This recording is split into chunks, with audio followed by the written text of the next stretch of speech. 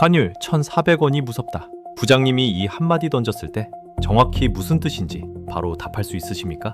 저도 작년까지는 못했습니다. 금리, 환율, 물가, GDP, 실업률. 뉴스에서는 매일 나오는데 막상 이게 내 월급이랑 무슨 상관인지는 아무도 안 알려줘요.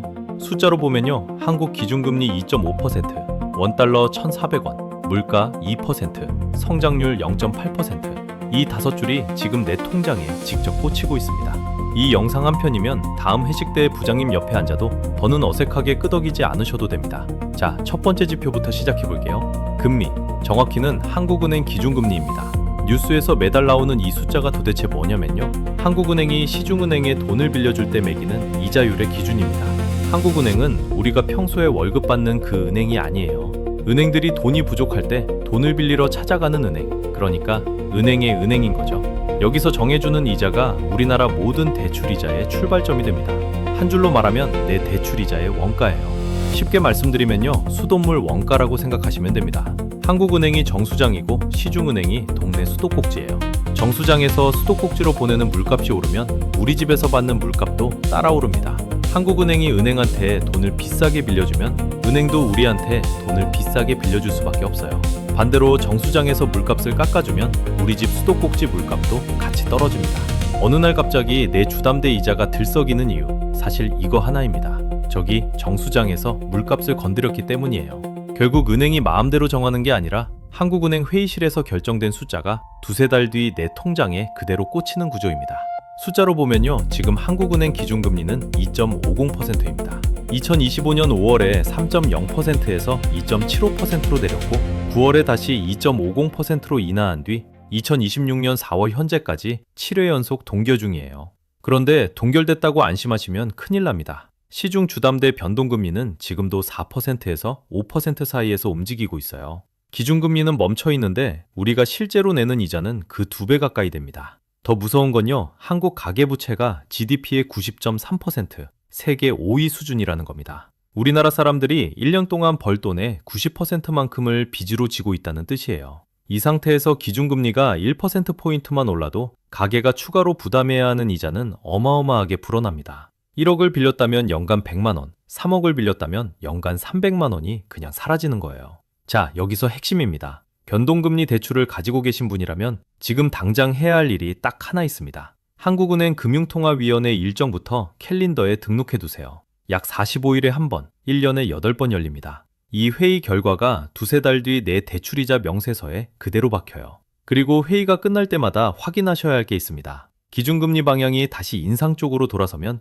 그때가 바로 고정금리 전환을 진지하게 검토해야 할 타이밍입니다. 모르고 그냥 두면 매달 빠져나가는 이자가 조용히 늘어나거든요. 부장님이 뉴스 보면서 한숨 쉬는 그 한 줄, 사실 우리 월급에서 가장 먼저 빠져나가는 비용입니다. 뉴스 한 줄만 챙겨도 1년에 수백만 원이 왔다 갔다 해요. 근데 기준금리가 오르면 환율은 어떻게 될까요? 자, 두 번째 지표로 넘어가 볼게요. 환율입니다. 부장님이 그렇게 무서워하던 그 1,400원 말이에요. 환율을 한 줄로 정의하면 이렇습니다. 원화 1,400원을 내야 달러 한 장을 살 수 있다는 뜻이에요. 다시 말해 원화가 달러랑 교환될 때 매겨지는 가격표입니다. 어렵게 생각하실 필요 없어요. 그냥 달러라는 물건의 가격이라고 보시면 됩니다. 사과 한 개 가격이 오르듯 달러 한 장 가격도 매일 오르내리는 거예요. 쉽게 말씀드리면요, 환율은 수입 과자 원가표라고 생각하시면 됩니다. 우리가 마트에서 사 먹는 미국산 시리얼이 있다고 해볼게요. 미국에서 1달러에 들여오는 시리얼이에요. 원달러가 1,000원이던 시절엔 원가가 1,000원이었습니다. 그런데 지금처럼 1,400원이 되면 어떻게 될까요? 똑같은 시리얼인데 원가가 갑자기 1,400원으로 뛰어버립니다. 무려 40%가 올라버린 거예요. 시리얼만 그럴까요? 미국산 밀가루, 원유, 사료, 부품, 명품 가방까지 전부 다 그렇습니다. 결국 이게 빵값으로, 휘발유 값으로, 치킨 값으로 우리 식탁에 그대로 꽂히는 거예요. 숫자로 보면요, 지금 원달러는 1,400원대에 머물러 있습니다. 2020년만 해도 1,100원대였어요. 5년 사이에 거의 30% 가까이 올라간 겁니다. 그리고 여기서 한 가지 더 말씀드릴 게 있어요. 지난 파트에서 이야기한 금리랑 환율이 한 몸처럼 움직인다는 거. 미국 금리가 우리보다 높으면 글로벌 자금은 달러로 몰립니다. 달러를 사려는 사람이 많아지면 달러값, 즉 환율은 올라가요. 지금 미국 10년 국채금리가 4.4% 수준인데 한국은 2.5%죠. 거의 2배 가까이 차이 납니다. 이 격차가 환율을 1,400원대에 묶어두는 진짜 이유예요. 자, 여기서 핵심입니다. 환율이 오른다는 건 그냥 뉴스 한 줄이 아니에요. 내 월급의 구매력이 깎이고 있다는 신호입니다. 월급이 300만 원 그대로여도 환율이 1,000원에서 1,400원으로 가면 내가 살 수 있는 미국 물건은 자동으로 30% 줄어드는 거예요. 가만히 앉아 있는데 월급이 깎이는 마법이 벌어집니다.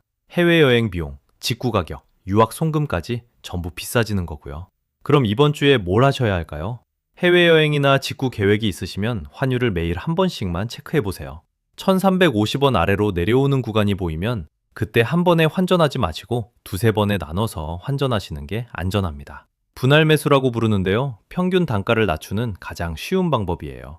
마트에서 세일할 때 한 번에 사재기 하지 않고 며칠에 걸쳐 나눠 사는 거랑 똑같은 원리입니다. 그리고 아예 미국 ETF나 달러 예금에 월급의 일부를 꾸준히 넣어두는 것도 방법입니다. 환율이 오르면 그게 곧 내 자산 방어막이 되거든요. 월급은 원화로 받지만 자산 일부를 달러로 들고 있으면 1,400원이 1,500원으로 가도 그만큼 내 통장이 같이 커지는 구조가 만들어지는 거예요. 환율이 오르면 물가도 오릅니다. 이게 바로 세 번째 지표예요.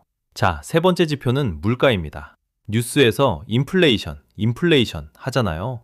이게 정확히 뭐냐면 같은 돈으로 살 수 있는 물건의 양이 점점 줄어드는 속도예요. 쉽게 말씀드리면요, 내 통장에 찍힌 숫자는 그대로인데 그 돈으로 살 수 있는 게 점점 적어지는 현상입니다. 월급 잔고는 분명 어제랑 같은데 이상하게 마트만 다녀오면 카드값이 더 나오는 그 묘한 느낌. 그게 바로 물가가 내 지갑을 갉아먹고 있다는 증거예요. 월급은 1년에 한 번 오르는데 물가는 매일 오르니까 사실 체감상 우리는 매년 조금씩 가난해지고 있는 셈이에요. 이걸 그림으로 한번 그려볼게요. 구멍 뚫린 양동이입니다. 위에서 월급이라는 물을 열심히 부어요. 그런데 양동이 바닥에 작은 구멍이 하나 뚫려 있어요. 물 받는 속도보다 새는 속도가 빠르면 아무리 부어도 양동이는 차오르지 않아요. 이게 지금 우리 통장에서 매일 조용히 벌어지고 있는 일입니다. 숫자로 보면요, 한국 소비자 물가 상승률이 2026년 1월 2.0%, 3월에는 2.2%. 별거 아닌 것 같죠? 그런데 연 2%씩 10년만 세면 지금 100만 원의 실질 가치는 약 82만 원으로 쪼그라듭니다. 가만히 앉아만 있어도 18만 원이 증발하는 거예요. 그게 바로 양동이 구멍의 정체입니다. 자, 여기서 핵심입니다. 이 구멍이 찢어지면 어떻게 되는지 역사가 보여줘요. 1923년 독일. 빵 한 덩어리가 1월에 250마르크였어요. 그런데 같은 해 11월엔 약 2천억 마르크가 됩니다. 빵 사러 갈 때 돈다발을 손수레에 쌓아서 끌고 갔다는 시대예요. 더 충격적인 건 짐바브웨입니다. 2008년에는 가격이 24.7시간마다 2배로 뛰었고 결국 100조 달러짜리 지폐까지 찍었어요. 근데 그 100조 달러로 살 수 있던 게 겨우 달걀 3개였습니다. 양동이 구멍이 뚫린 정도가 아니라 바닥이 통째로 빠진 거죠. 평생 모은 노후 자금이 하루아침에 빵 한 조각 값이 되는 게 인플레이션의 끝판왕이에요. 그럼 직장인인 우리는 뭘 해야 하느냐? 첫 번째, 내 정기예금 금리랑 그해 물가 상승률을 한번 비교해 보세요. 예금 금리가 인플레이션보다 낮으면 그건 사실상 가만히 앉아서 손해보고 있는 겁니다. 통장 숫자는 그대로지만 살 수 있는 양은 줄어드니까요. 두 번째, 단기 현금 비중을 너무 키우지 마시고 물가가 오를 때 같이 따라 오르는 자산을 일부 섞어두는 걸 검토해 보세요. 대표적인 게 금이나 물가 연동 ETF입니다. 참고로 금 1온스가 1971년에 35달러였는데 2026년 1월 5,600달러를 찍었어요. 50년 만에 약 160배. 같은 기간 양동이에 현금만 받아둔 사람과 자산을 섞어둔 사람의 격차가 이만큼 벌어진 거예요. 큰 돈이 아니어도 좋습니다. 내 자산의 일부만이라도 양동이 구멍을 막을 수 있는 자산으로 옮겨두는 것. 그게 물가라는 보이지 않는 도둑한테서 내 월급을 지키는 첫걸음이에요. 근데 물가가 오르는 게 나쁠까요? 반대로 물가가 내리면 더 무서울 수도 있어요.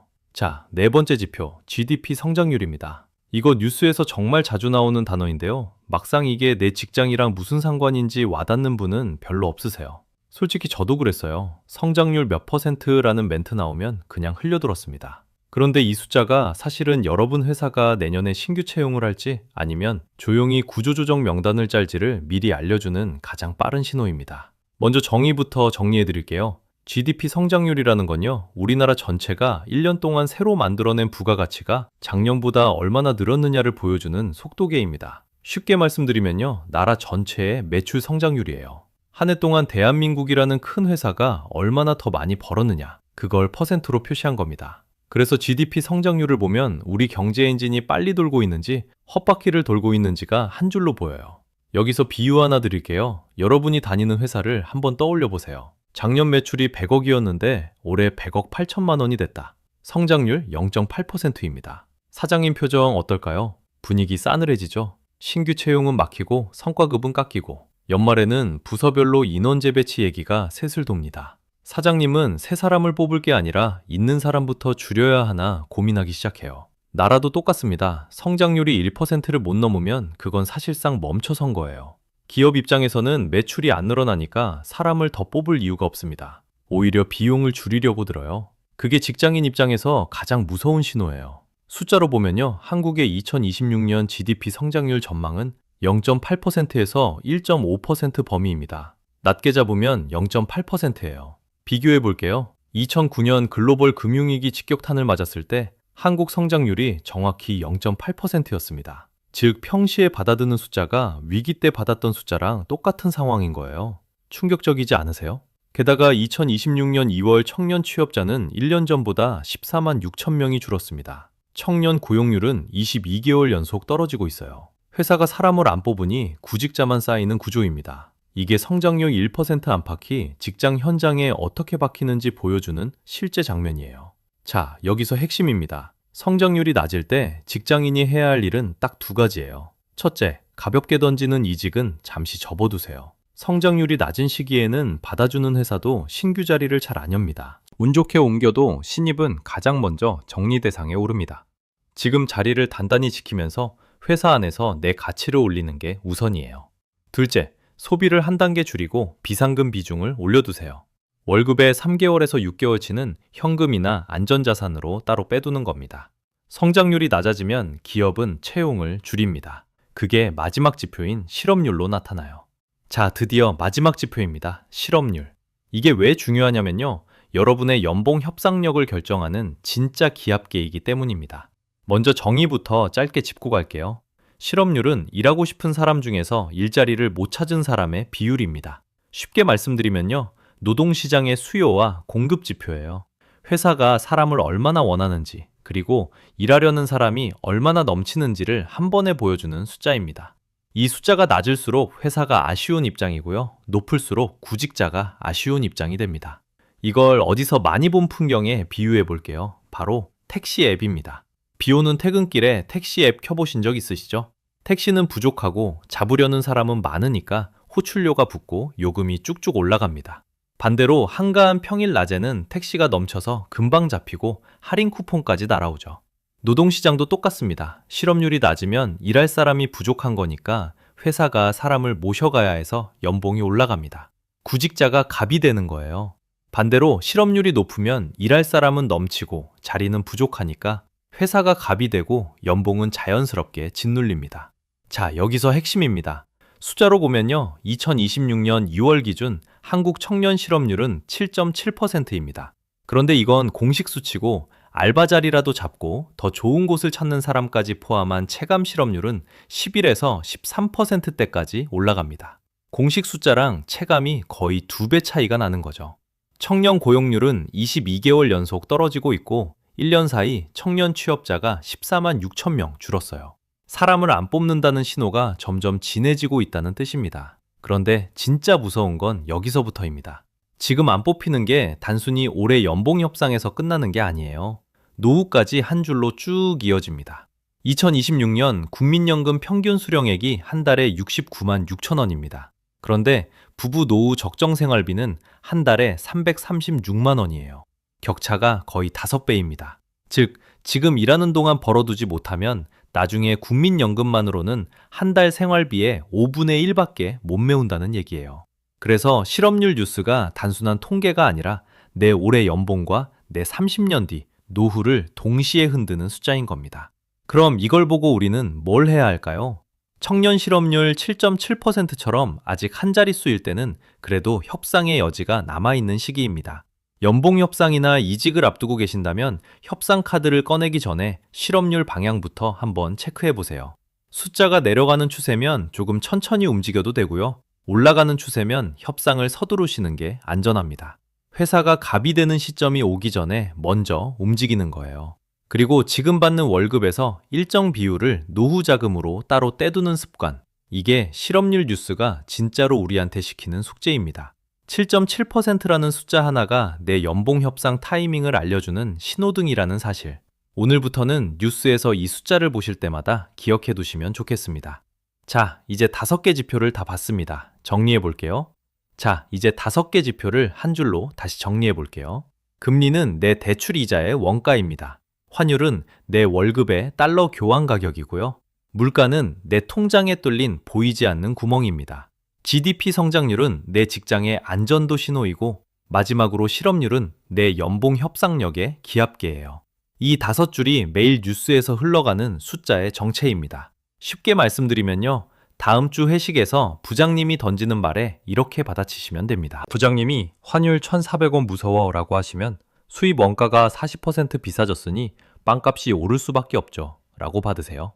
금리 또 동결이래 라는 말에는 주담대 변동금리 4에서 5% 그대로면 가계부채 90%인 우리한테는 사실 부담 유지죠 라고 한마디 보태시면 됩니다.